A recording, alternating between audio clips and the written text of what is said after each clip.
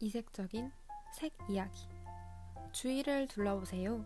내가 당장 입고 있는 옷, 메고 있는 가방, 둘러싼 풍경 등 우리는 색들과 공존하며 살아가고 있습니다. 그런데 여러분, 혹시 이 색들에는 다양한 이야기가 숨어 있다는 사실 알고 계셨나요? 색을 통해 세상을 배워가는 이색적인 색 이야기. 지금 시작하겠습니다. 구독자 여러분, 안녕하세요. 이색적인 색 이야기를 소개해드릴 스토리텔러 이채연입니다. 저번 주에는 초록색에 담긴 이야기를 소개해드렸는데요. 오늘은 새로운 이색적인 색 이야기를 전해드리고자 합니다. 바로 파란색이 오늘의 주인공인데요. 이때 색에 얽힌 흥미로운 이야기와 여행지 등 다채로운 이야기가 소개될 예정이니 많은 기대하셔도 좋을 것 같습니다. 이제 이색적인 색 이야기를 본격적으로 시작하겠습니다. 겹겹이 쌓여진 깊이의 색인 파랑. 바다도 공기도 가까이에서 보면 투명하지만 그 깊이가 쌓여 파랑이 되기도 한다고 해요. 이렇게 세상은 파란색으로 가득한 듯하지만 자연을 돌아보면 파랑이 드물다는 것을 알 수 있습니다. 동물이나 식물에서 파란색을 자신의 색으로 간직한 경우는 별로 없기 때문이죠. 그래서 오늘의 신비의 색인 파란색에 대해 살펴보려고 합니다. 먼저 파란색은 세계적으로도 기호가 가장 높은 색이라고 하는데요. 푸른 하늘을 떠올리게 하는 고요하고 평화로운 색이라고 합니다. 마음에 침착함과 냉정함, 순수함을 심어주며 사적인 감정보다는 공정하게 행동하도록 도와줍니다. 더불어 깔끔한 이미지를 지니고 시원함과 탁 트인 듯한 청량감을 느끼게 해주죠. 주변 사람들의 마음을 밝게 해주고 존중하는 파랑의 성향에는 경쟁하는 것보다는 관계를 더 중요시하고 신용, 인맥을 소중히 여기는 특징을 가지고 있습니다. 또한 무료한 일상과 지친 마음의 안식과 여유를 만들어주기도 한다고 해요. 그만큼 현재 자신을 되돌아보고 표현할 수 있는 선택과 판단의 힘을 실어주는 것이죠. 그래서 파란색을 좋아하는 사람은 신뢰와 책임이 무엇인지 찾고자 하는 리더의 자질이 있으며 말하는 것에 책임을 지려는 모습을 보인다고 합니다. 생각이 깊고 결정적인 순간에도 차분함을 유지하는 마음이 평안한 사람인데요. 참을성이 뛰어나 어떤 일이든 잘 마무리하고 자신에 대해 엄격한 부분이 있습니다. 이처럼 파랑의 힘은 사람을 조금 더 유연하고 유동적으로 변화시킨다고 해요. 앞서 파란색의 의미와 특징에 대해 알아보았으니 다음은 파란색에 관련된 이야기를 말씀드릴게요. 먼저 파란색이 신비의 색으로 불리게 된 이유에 관한 이야기인데요. 파란색은 많은 사람들이 좋아하기에 그 역사가 아주 오래되었을 것으로 생각되지만 인류가 최근에 들어서야 자유롭게 사용하기 시작한 색입니다. 선사시대의 동굴벽화에도 검은색, 빨간색, 갈색 등이 쓰였지만 파란색은 찾아볼 수 없었고 사람들이 옷을 물들여 입을 때도 파란색으로 물들인 옷은 흔하지 않았다고 해요. 심지어 세계의 고대 문헌을 보면 파란색을 뜻하는 단어도 거의 쓰이지 않았다고 합니다. 흔히 파랗다고 하는 하늘과 바다는 상황에 따라 색이 자주 변하기 때문에 의외로 그 당시 사람들은 파란색이라고 여기지 않았다고 해요. 우리가 파란색을 볼 수 있게 된 건 라피스라줄리라는 광물을 갈아 만든 울트라마린 덕분이라고 합니다. 울트라마린은 실제 광물을 갈아 만들었기 때문에 값이 매우 비쌌다고 해요.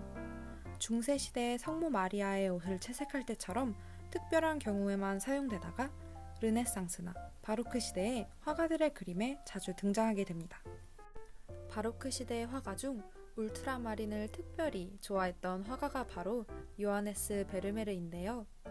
그가 순금보다 높은 금액의 울트라마린을 많이 사용할 수 있었던 이유는 네덜란드의 황금기의 활동이기 때문입니다.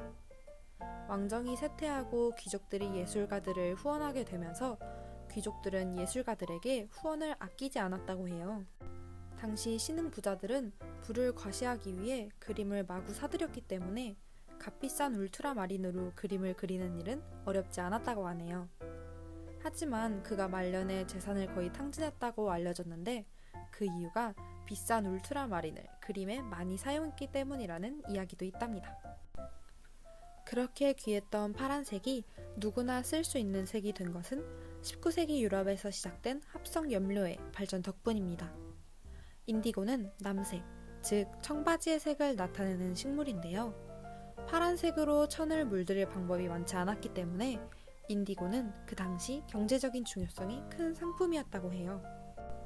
그런데 아돌프 폰 베이어가 처음으로 인디고를 화학적으로 합성하는 데 성공하고 연구를 계속 이어나가 인디고의 구조를 완전히 밝혀냈습니다.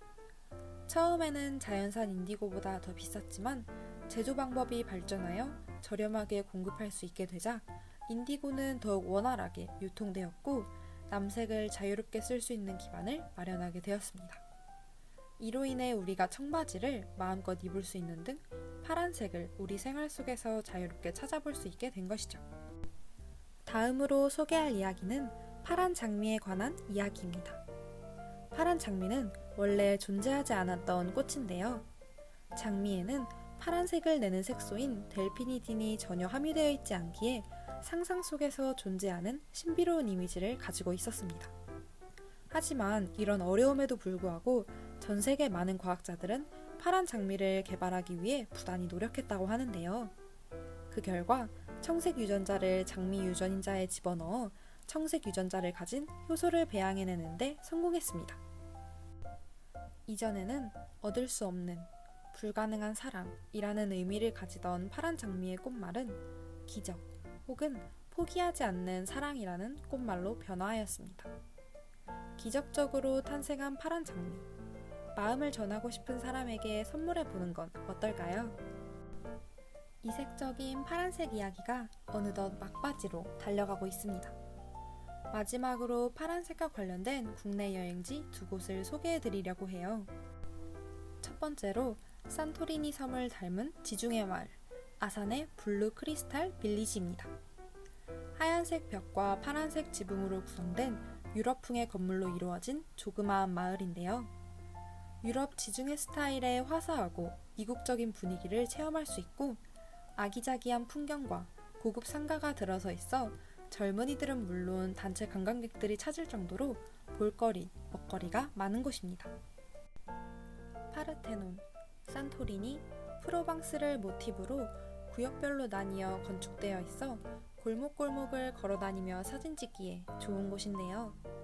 파르테논은 패션거리, 산토리니는 공방과 카페가 있는 문화예술거리, 프로방스는 뷰티, 식음료 거리로 계획하고 목적에 맞게 조성되었다고 합니다. 무엇보다 마을 이름에도 블루가 들어가 있는 만큼 지중해 마을 하면 바로 떠오르는 파란색의 이미지를 연상하기 좋은 곳입니다. 두 번째로 푸른 바다로 둘러싸인 기분을 만끽할 수 있는 우도입니다. 제주도의 또 다른 속살이라고 불리는 우도는 8개의 유인도 중에서 가장 제주도의 모습을 많이 지녔다고 해요. 가는 곳마다 펼쳐진 에메랄드빛 바다와 경이로운 해안 절경, 푸르게 펼쳐진 초원을 비롯한 검은 돌담, 해녀들이 물질하는 모습까지 예전부터 현재의 제주 모습이 그대로 살아있어 풍부한 볼거리가 가득하답니다. 사방이 바다이기에 광활한 전경을 맞이할 수 있는 우도. 제주도의 푸른 전기를 가장 잘 느낄 수 있는 곳으로 한번 떠나보시는 건 어떨까요? 이렇게 파란색에 담긴 이야기가 모두 끝이 났습니다. 여러분은 오늘 이야기 중 어떤 이야기가 가장 인상 깊으셨나요? 저는 파란색이 신비의 색으로 불리게 된 이야기가 가장 인상 깊었습니다.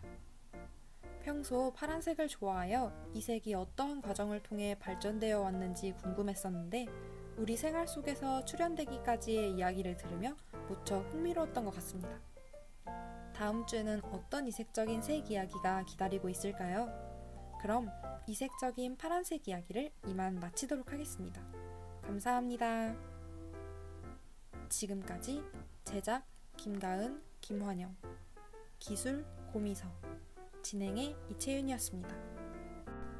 여기는 진리, 차유, 사랑의 소리, 한신대학교 방송국입니다. HBS